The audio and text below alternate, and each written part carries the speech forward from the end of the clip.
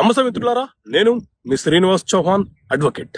మిత్రులారా, ఏదైనా ఒక కేసు న్యాయస్థానంలో ఫైల్ చేసిన తర్వాత విచారణ అంతా జరిగిన తర్వాత డిగ్రీలో జడ్జిమెంట్లో క్లర్కికల్ మిస్టేక్స్ జరిగితే వాటిని తిరిగి సవరణ చేసుకునే వెసులుబాటు అవకాశం మనకు ఉంటుందా?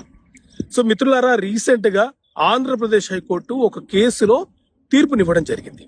కేసు ఏంటి అని అంటే, పిటిషనరు స్పెసిఫిక్ పర్ఫార్మెన్స్ అనే కేసు ఫైల్ చేసుకున్నాడు.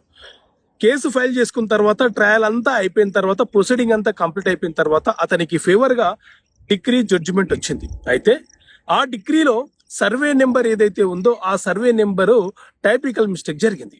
సాధారణంగా అయితే మనం ఏదైనా ఒక కేసు ఫైల్ చేసిన తర్వాత ట్రయల్ మొదలు కావడం కంటే ముందే ప్లీడింగ్స్ లో ఏవైనా అంశాలు మిస్టేక్స్ జరిగితే వాటిని సవరణ చేసుకోవాలి. లేకపోతే ఆఫ్టర్ ట్రయల్ తర్వాత సవరణ చేసుకోవడానికి అవకాశం ఉండదు. లేదా కోర్టు డిస్క్రిషనరీ పవర్ ఉపయోగించి మనకు అనుమతి ఇస్తే మనం సవరణ చేసుకోవాలి.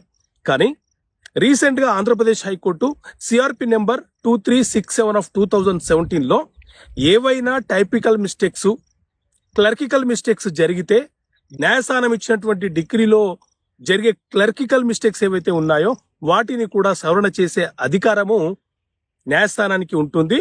అండర్ ద సెక్షన్ CPC 152 ప్రకారంగా సవరణ చేయొచ్చు అని చెప్పి తీర్పునివ్వడం జరిగింది.